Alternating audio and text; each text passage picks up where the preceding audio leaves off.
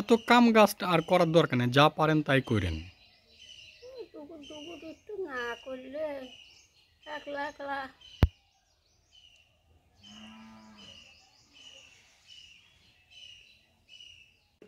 ওষুধও তো নিয়ে আসছিল মনে হয় কিছু। নিয়ে আসে, এই যে 12 মাস ভিটামিন খাওয়া। কালকে কাকাকে বললো যে আর ওষুধ টষুধ আনার দরকার নেই। প্রেশারের ওষুধ এনে দেয়, আবার হলো কালকে দুটো বেদনা আনছে, এনে নিজেই ওষুধ আনছে। এখন কি ওষুধ টষুধ খান কর্তা? বলে তাকান ওই প্রেশারের ওষুধ দিন 2 করে খাওয়াই। আবার বোতল পাইছি ওই যে আর ওষুধ নাই না খাওয়াই। মাথা কথা কর্তা রাতে ঘুম টুম তো হয় তাই না? রাতে ঘুম হয় তো না? ঘুম হয় ভাই, এখন ঘুম হয়, আগে ঘুম হয় নাই। ওই যে ঘুমের তেলও আনছি।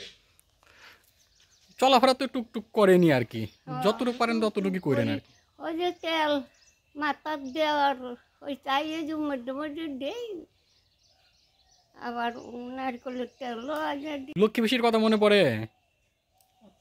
আর এখন করে কি করবো, কি যে সময় হয়ে গেছে। ভারতে কি পিসি ফোন করে? ওই নাগাদ করছি, ইদানিং আর করে না। তুমি ফোন দিয়ে কয়া যাও, কথা হাতে একটু কথা কয় না, বাবুর সাথে ফোন দিয়ে। আমি বলবো না। আর এর মধ্যে তো শুধু মালিকাতি থেকে পিসি দেখতে আসছিল না? হ্যাঁ, তাহলে তোমার পিসি দেখে না পুরো চাল আমার ধরে কামড়ালে। শুক্লা কথা বলা কর্তার সাথে? হ্যাঁ, শুক্লায় যে পরীক্ষার নেগে আসতেছে না, শুক্লা পাগল। আমি কর্তার কাছে পরীক্ষা পরে, আমি কর্তার কাছে বম্মার কাছে আমি থাকি।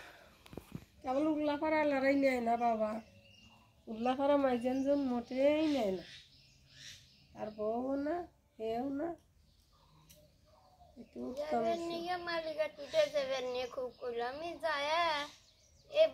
না কারুর কথাই কয় না, তার মনে হয় যে প্রিয়ই হলো তুমি, গৌরাঙ্গ, দীপিকা, এই ঘরে কথা কয় না যে আমি একটা কোনো আত্মীয় স্বজনের দেখবো কি আমার বিটিক দেখবো কি অমকে, তা না, খালি গৌরাঙ্গ, গৌতম, দীপিকা।